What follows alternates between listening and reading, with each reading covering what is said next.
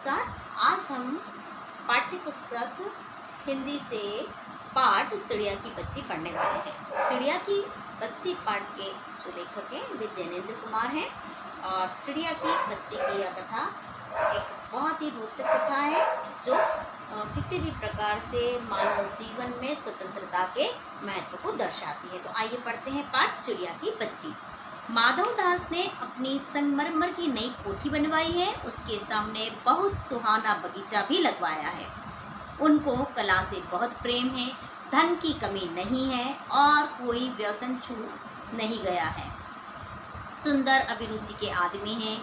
फूल पौधे रकाबियाँ से होजों में लगे फव्वारों में उछलता हुआ पानी उन्हें बहुत अच्छा लगता है।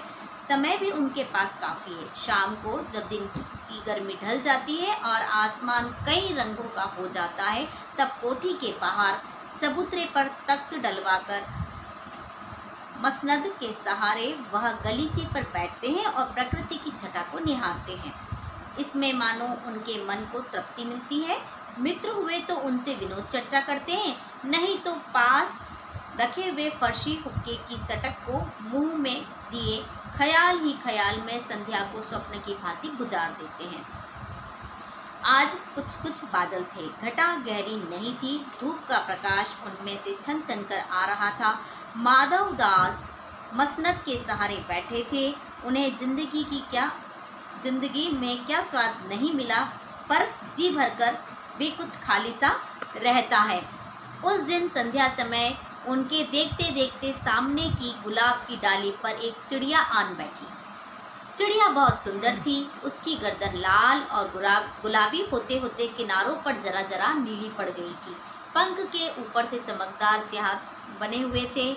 उसका नन्हा सा सिर तो बहुत प्यारा लगता था और शरीर पर चित्र विचित्र चित्रकारी थी। चिड़िया को मानव माधवदास की सत्ता का कुछ पता नहीं था और मानो तनिक देर का आराम भी उसे नहीं चाहिए था। कभी वह हिलाती थी, कभी खुदकती थी। वह खूब खुश मालूम होती थी। अपनी नन्ही सी चोंच से प्यारी प्यारी आवाज़ें निकाल रही थी। माधवदास को वह चिड़िया बड़ी मनमानी लगी। उसकी स्वच्छंदता बड़ी प्यारी जान पड़ती थी। कुछ देर तक वह उस चिड़िया को इस डाल से उस डाल पर थिरकना देखते रहे। इस समय वह अपना बहुत कुछ भूल गए। उन्होंने उस चिड़िया से कहा, आओ, तुम बड़ी अच्छी आई। यह बगीचा तुम लोगों के बिना सूना लगता है। सुनो चिड़िया, तुम खुशी से यह समझो कि यह बगीचा मैंने तुम्हारे लिए ही बनवाया है। तुम बेखटके यहाँ आया करो। चिड़िया पहले तो असावधान रही, फिर जानकर कि बात उससे की जा रही है वह एकाएक घबरा गई। फिर संकोच को जीतकर बोली, मुझे मालूम नहीं था कि यह बगीचा आपका है। मैं अभी चली जाती हूँ। पल भर सांस लेने में मैं यहाँ टिक गई थी। माधवदास ने कहा, हाँ, बगीचा तो मेरा है, यह संगमरमर की कोठी भी मेरी है, लेकिन इस सब को तुम अपना ही समझ सकती हो। सब कुछ तुम्हारा है। तुम कैसी भोली हो, कैसी प्यारी हो। जाओ नहीं, बैठो।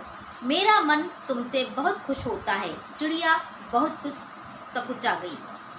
उसे बोध हुआ कि यह उससे गलती तो नहीं हो गई कि वह यहाँ आकर बैठ गई। उसका थिरकना रुक गया। भयभीत सी वह बोली, मैं थककर यहाँ बैठ गई थी, मैं अभी चली जाऊंगी। बगीचा आपका है, मुझे माफ करें। माधवदास ने कहा, मेरी भोली चिड़िया, तुम्हें देखकर मेरा चित्त प्रफुल्लित हुआ। मेरा महल भी सुना है, वहाँ कोई भी चाहता नहीं है। तुम्हें देखकर भी मेरी रागिनियों का जी बहलेगा। तुम कैसी प्यारी हो, यहाँ भी तुम क्यों ना रहो। चिड़िया बोली, मैं माँ के पास जा रही हूँ। सूरज की धूप खाने और हवा से खेलने और फूलों से बात करने में मैं जरा घर से उड़ आई थी। अब सांझ हो गई है और माँ के पास जा रही हूँ। अभी अभी चली जा रही हूँ, आप सोच न करें। माधवदास ने कहा, प्यारी चिड़िया, पगली मत बनो। देखो तुम्हारे चारों तरफ कैसी बहार है। देखो वह पानी खेल रहा है, उधर गुलाब हंस रहा है। भीतर महल में चलो, जाने क्या क्या ना पाओगी। मेरा दिल वीरान है। वहाँ कब हंसी सुनने को मिलती है। मेरे पास बहुत सा सोना मोती है, सोने का एक सुंदर घर मैं तुम्हें बना दूंगा, मोतियों की झालर उसमें लटकेंगी, तुम मुझे खुश रखना। और तुम्हें क्या चाहिए? माँ के पास बताओ क्या है? तुम यहाँ ही सुख से रहो मेरी भोली गुड़िया। चिड़िया इन बातों से बहुत डर गई। वह बोली, मैं भटककर तनिक आराम के लिए इस डाल पर आकर रुक गई थी। अब भूलकर भी ऐसी गलती नहीं होगी। मैं अभी यहाँ से उड़ी जा रही हूँ। तुम्हारी बातें मेरी समझ में नहीं आती है। मेरी माँ के घोंसले के बाहर बहु तेरी सुनहरी धूप बिखरी रहती है। मुझे और क्या करना है? 2 दाने माँ ला देती है और जब मैं पर खोलकर बाहर जाती हूँ तो माँ मेरी बाट देखती रहती है। मुझे तुम और कुछ मत समझो, मैं अपनी माँ की हूँ। माधव दास ने कहा, भोली चिड़िया, तुम कहाँ रहती हो? तुम मुझे नहीं जानती हो। चिड़िया, मैं माँ को जानती हूँ, भाई को जानती हूँ, सूरज को, उसकी धूप को जानती हूँ, घास, पानी और फूलों को जानती हूँ। महामान्य, तुम कौन हो? मैं तुम्हें नहीं जानती। माधव दास, तुम भोली हो चिड़िया, तुमने मुझे नहीं जाना, तब तुमने कुछ नहीं जाना। मैं ही तो हूँ सेठ माधव दास। मेरे पास क्या नहीं है, जो मांगो मैं वही दे सकता हूँ। चिड़िया, पर मेरी तो छोटी सी जात है, आपके पास सब कुछ है, तब मुझे जाने दीजिए। माधव दास, चिड़िया, तू निरी अनजान है, मुझे खुश करेगी तो मैं तुझे माला माल कर सकता हूँ। चिड़िया, तुम सेठ हो, मैं नहीं जानती सेठ क्या होता है, पर सेठ कोई बड़ी बात होती होगी। मैं अनसमझ ठहरी। माँ मुझे बहुत प्यार करती है, वह मेरी राह देखती होगी। मैं माला माल होकर क्या करूँगी? मैं नहीं जानती माला माल किसे कहते हैं। क्या मुझे वह तुम्हारा माला माल होना चाहिए? सेठ, अरे चिड़िया, तुझे बुद्धि नहीं है, तू सोना नहीं जानती? सोना उसी की जगत को तृष्णा है, वह सोना मेरे पास ढेर का ढेर है। तेरा घर समूचा सोने का होगा, ऐसा पिंजरा बनवाऊंगा कि कहीं दुनिया में ना होगा, ऐसा कि तू देखती रह जाए। तू उसके भीतर थिरक कर फुदक कर मुझे खुश करियो, तेरा भाग्य खुल जाएगा। तेरे पानी पीने की कटोरी भी सोने की होगी। चिड़िया, वह सोना क्या चीज़ होती है? सेठ, तू क्या जानेगी, तू चिड़िया जो है। सोने का मूल्य सीखने के लिए तुझे बहुत कुछ सीखना है। बस यह जान ले, सेठ माधव दास तुझसे बात कर रहा है। जिससे मैं बात कर लेता हूँ उसकी किस्मत खुल जाती है। तू अभी जग का हाल नहीं जानती। मेरी कोठियों पर कोठियाँ हैं, बगीचों पर बगीचे हैं, दास दासियों की संख्या नहीं, पर तुझसे मेरा चित्त प्रसन्न हुआ। ऐसा वरदान कब किसी को मिलता है? री चिड़िया, तू इस बात को समझती क्यों नहीं? चिड़िया, सेठ मैं नादान हूँ, मैं कुछ नहीं समझती, पर मुझे देर हो रही है, मेरी माँ मेरी बाट जो रही होगी। सेठ, ठहर ठहर, इस अपने पास के फूल को तूने देखा? यह एक है, ऐसे अनगिनत फूल हैं, ऐसे अनगिनत फूल मेरे बगीचे में हैं। वे भांति भांति के रंग के हैं, तरह तरह की उनकी खुशबू है। चिड़िया, तेने मेरा चित्त प्रसन्न किया और वे सब फूल तेरे लिए खिला करेंगे। वहाँ घोंसले में तेरी माँ है, पर माँ का क्या है? इस बाहर के सामने तेरी माँ क्या है? वहाँ तेरे घोंसले में कुछ भी तो नहीं है। तू अपने को देखती नहीं? कैसी सुंदर तेरी गर्दन, कैसी रंगीन देह। तू अपने मूल्य को क्यों नहीं देखती? मैं तुझे सोने में मढ़कर तेरे मूल्य को चमका दूंगा। तेने मेरे चित्त को प्रसन्न किया है, तू मत जा, यहीं रह।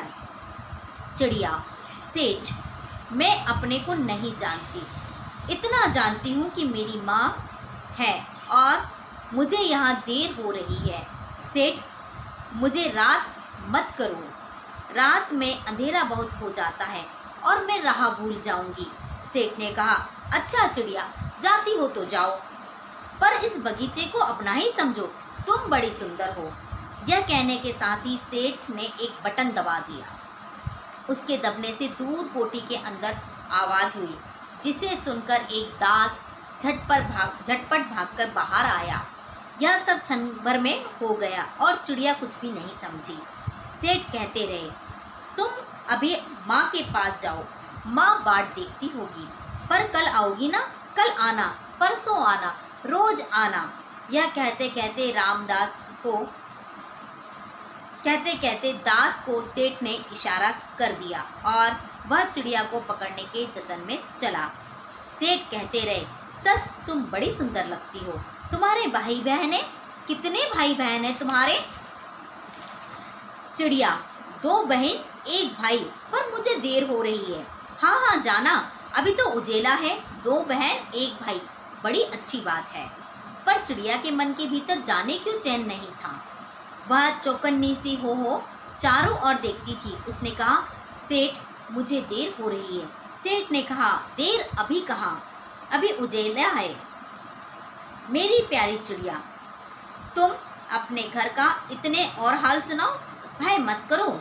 चिड़िया ने कहा, सेठ मुझे डर लगता है, मेरी माँ दूर है, रात हो जाएगी तो राह नहीं सूझेगी। इतने में चिड़िया को बोध हुआ कि जैसे एक कठोर स्पर्श उसकी देह को छू गया। वह चीख देखकर चिचियाई और एकदम उड़ी। नौकर के फैले हुए पंजे में वह आकर भी नहीं आ सकी। तब वह उड़ती हुई एक सांस में माँ के पास गई और माँ की गोद में गिरकर सुबकने लगी। ओ माँ, ओ माँ। माँ ने बच्ची को छाती से चिपटाकर पूछा, क्या है मेरी बच्ची, क्या है? पर बच्ची कांप कर माँ की छाती से चिपक गई। बोली, कुछ नहीं, बस सुबकती रही। ओ माँ, ओ माँ। बड़ी देर में उसे ढांढस बंधा और तब वह पलक मीचकर उस छाती में ही चिपक कर सोई, जैसे अब पलक ना खोलेगी। प्रस्तुत कथा के अंतर्गत जैनेन्द्र कुमार ने चिड़िया की इस बच्ची की कथा के संदर्भ में बताया है कि कैसे वह एक प्रसिद्ध माधव दास नामक सेठ के बगीचे में पहुंचती है। जब वह उस बगीचे में फुदकती रहती है, माधव दास वहाँ जो बैठा हुआ व्यक्ति है वह बहुत ही अधिक धनाढ़ है। वह अपने मनोरंजन के विभिन्न साधनों से युक्त अपने क्रियाकलापों से जीवन यापन करता है। उसकी बड़ी बड़ी कोठियाँ हैं, उसके पास में बहुत सारे महल हैं और बगीचे हैं। इस चिड़िया को देखकर उसका मन प्रसन्न होता है, इस चिड़िया के प्रति वह आकर्षित होता है और चिड़िया से बात करने लगता है। चिड़िया से बात करके वह बताता है कि वह सेठ माधव दास है, उसकी यह कोठी है, उसका यह महल है, उसके यह बगीचे है, वह उसे ही अपना ही समझे और उसमें रहने लगे। चिड़िया बातचीत के साथ में ही एक विशेष प्रकार के भय को महसूस करती है और बातचीत करने के उपरांत वह बार बार सेठ माधव दास से कहती कि वह गलती से यहाँ पर सुस्ताने के लिए रुक गई थी, वह थक गई है, वह सांस ले ले, उसके बाद में वह यहाँ से जाने ही वाली है। लेकिन सेठ माधव दास अपने बारे में, अपने व्यक्तित्व के बारे में, अपनी धन संपत्ति के बारे में उसे बार बार बताता रहता है और उससे आग्रह करता है कि वह इसे अपना ही समझे और अंततः वह बाद में उसे कहता है कि वह यहीं रुक जाए। लेकिन चिड़िया इसके लिए तैयार नहीं होती। वह बार बार कहती है कि अंधेरा हो जाएगा, उसकी माँ उसका इंतज़ार कर रही है। वह धन संपत्ति को नहीं जानती, वह किसी मोल को नहीं जानती, वह सोने को नहीं जानती, वह मालामाल होने को नहीं जानती। वह सिर्फ अपने माँ को जानती है, अपने भाई बहन को जानती है और वह अपने घर लौट जाना चाहती है अंधेरा होने से पहले, क्योंकि अंधेरे में वह रास्ता भटक जाएगी। लेकिन माधव दास उसे अपने धन संपत्ति का रुबाब बताता है और उसे बार बार झांसा देता है कि वह धन संपत्ति के साथ में इस कोठी में रहे, वह उसके लिए सोने का पिंजरा बनवाएगा, सोने की कटोरी में उसे भोजन करवाएगा। चिड़िया की यह छोटी सी अबोध बच्ची बार बार इस भय को महसूस करती है और बार बार माधव दास से निवेदन करती है कि वह अपना घर जाना चाहती है।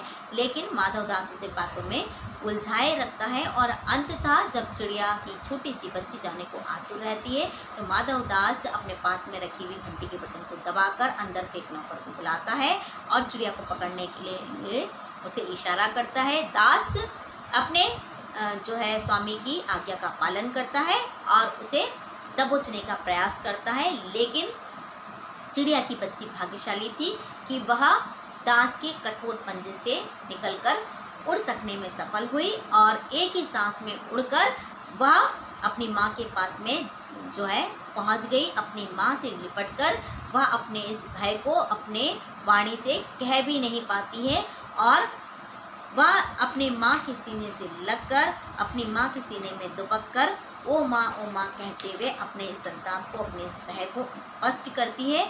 और कांपती हुई यह जो चिड़िया की छोटी सी बच्ची है वह अपनी माँ की छाती से इस प्रकार से लिपट जाती है जैसे वह अब इसके बाद में कभी पलक नहीं खोलेगी और इस दुनिया को नहीं देखेगी। अर्थात लेखक ने बताया है कि बाहरी वातावरण के अंतर्गत सबसे सुरक्षित जगह जहाँ पर बच्चा अपना जीवन यापन कर सकता है, वह जो संरक्षण है वह माँ का संरक्षण है। बाहरी दुनिया बहुत स्वार्थी है। इस बाहर की दुनिया के अंतर्गत विभिन्न प्रकार के लोग अपनी स्वार्थ पूर्ति के लिए, फ़ायदा उठाने के लिए प्रत्येक कार्य में तत्पर रहते हैं, लेकिन वास्तव में वह मनुष्य हो या कोई जीव जंतु है, चाहे कोई छोटी सी चिड़िया हो, माँ होती है। माँ का जो संरक्षण है वह प्रत्येक बच्चे के लिए बहुत अधिक महत्वपूर्ण होता है, क्योंकि वह उसी के आंचल में सुरक्षित रहता है। अर्थात बच्चा सदा अपनी माँ के आंचल में सुरक्षित रहता है। बाहर की जो संवेदना है, बाहरी वातावरण का जो स्वार्थ है, उस स्वार्थ से, संवेदना से माँ कवच की तरह हमेशा बच्चे की रक्षा करती। तो इस प्रकार से चिड़िया की बच्चे की यह कथा बताकर यहाँ लेखक ने स्वतंत्रता की ओर संकेत किया हुआ है और माँ की ममता और उसके संरक्षण के महत्व को जीवन में दर्शाया है। तो आशा करती हूँ कि आपको यह कथा पसंद आई होगी और आपने इस कथा के माध्यम से अपनी स्वतंत्रता और माँ के प्रेम, ममत्व, उनके वात्सल्य को जाना होगा। नमस्कार।